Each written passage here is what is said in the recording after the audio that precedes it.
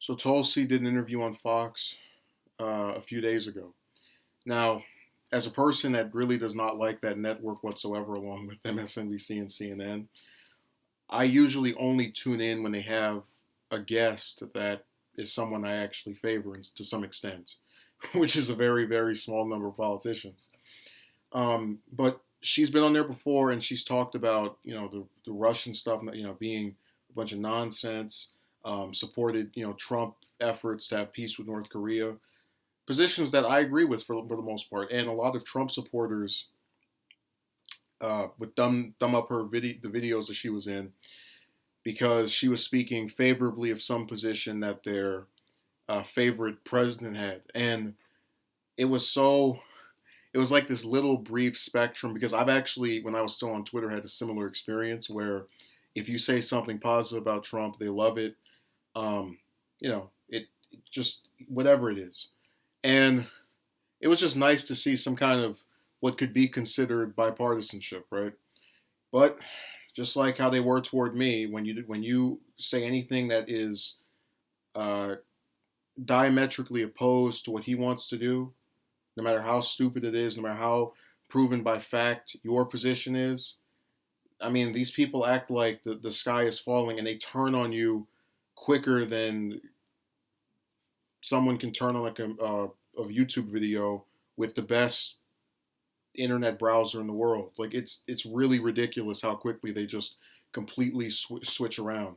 So in the video, it's her and I think Shannon Bream. I don't remember a lot of these Fox host names, especially the chicks. They're all kind of the same. Um, but they're doing an interview and she's talking about her comments about Trump pimping out the U.S. military to Saudi Arabia, where he offered the U.S. military's involvement, at their command or whatever. And she was talking. She starts describing her position, mentions that the U.S. is backing Saudi Arabia, which backs Al Qaeda, which was responsible for 9/11. Brings up the anniversary, says Saudi Arabia's got this screwed up Sharia law ideology. Talks about their involvement in Yemen, this literal genocide that's killed thousands of people that no one in the U.S. gives a damn about because they're not getting bombed. So it's a wide spectrum of stuff that all relates back to Saudi Arabia and Iran. And just like every other interview she does on mainstream television, they accuse her of being more loyal to the other country than she is to the U.S. or to a U.S. ally. She says she's in the pursuit of peace. It's a very contained stretch of stuff, right? But this video is notable because it's the first or one of the two first videos on Fox's channel with Tulsi in it, where it's gotten more dislikes than likes. You'll actually notice that every single video I've had that for at least the last 7, 8 since the year began has had the ratings turned off, and the reason for that is because there was a person who I met on this website about a year ago, and I'm not a fan of their stuff anymore. But they don't make videos like I dislike. I'm not a fan of them personally from what I've heard about them and what has actually been proven about them. But they were asked, why do you have the ratings turned off for everything? They said it's a useless metric. And I agree with that statement. I think that when someone cannot articulate their position and their whole opinion on something is limited to pressing a button to display their discontent with it, it really limits feedback. But some people will say, then just go to the comment section. And I actually did that. And I tried to do a little experiment where I read through the comments this morning. They're kind of whatever. And then I went into the upper part of the comment section and looked at the newest comments. And I screenshotted them, and I'm going to read some of them. I think that Trump wants the Saudis to be the liars this time, and he won't dare say that Israel's responsible for these attacks. Next person says, "Oh my, a PC lady. Good luck, Fox. She doesn't get it. Probably never will. I pray she never becomes president. She will never understand what it takes to protect America. Hugs and kisses don't cut it. They will build regardless." Now think how stupid this comment is. This broad supports Trump, which means she probably supports his efforts in North Korea. But then for some reason she also backs trying to start a war with Iran or trying to screw with that. Like, how do you?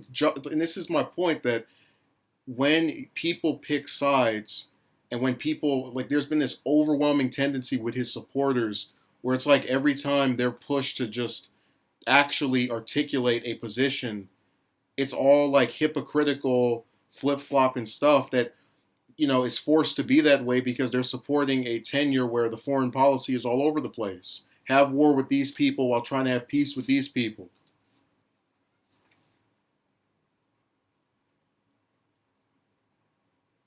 This person says if she wears a bikini, I will vote for her. And this is my favorite out of the screenshot. She seems to be a likable, moderate communist. Now, I want someone to explain to me in the comments section, how in the hell do any of those comments I just read contribute to, with the exception of maybe the first one where they were talking about Israel possibly being responsible, or they said Israel was responsible. How do any of those contribute to a dialogue or an understanding of these issues? They don't. But look, you're welcome to try to argue that they do. What I hate about a lot of these interviews is that people see a headline, and then when they respond, they don't even address what the person said. She gives this detail, whether you liked it or not. She spends 5 minutes talking specifically and exclusively about Iran and Saudi Arabia, why we shouldn't be doing what we're doing to Iran with these crippling sanctions that are starving people, screwing up their medical stuff, just anything they import overseas from us, usually. Having the IAEA and our own inspection services confirm that the Iran deal was working, that Iran wasn't building weapons. All of these specifics having to do with both of these respective countries. And all these douchebags can do is talk about likable communists, and I hope she wears a bikini, and you can't win with hugs and kisses, even though I support a president that wants hugs and kisses with North Korea, which I'm not opposed to, but you can't have it both ways. You can't tell her, you're dumb for wanting to not go to war with this place, even though that's exactly what is being done with another country that we spent a year trying to screw with before calming it down. So that's why I said I've seen Kyle Kalinske of Secular Talk try to say that a lot of the that like 50% of the Trump voters are people that voted for economic stuff or whatever and are not all the other horrible things the media says. Like, look, man, I think 90% of them are not worth speaking to at all. They are sworn to supporting him no matter what. And that little small fraction that voted for him that might actually be swayable on stuff, they're too far in between to make a difference. That's why I said when these people come on your stuff and they try to talk to you, just ignore them.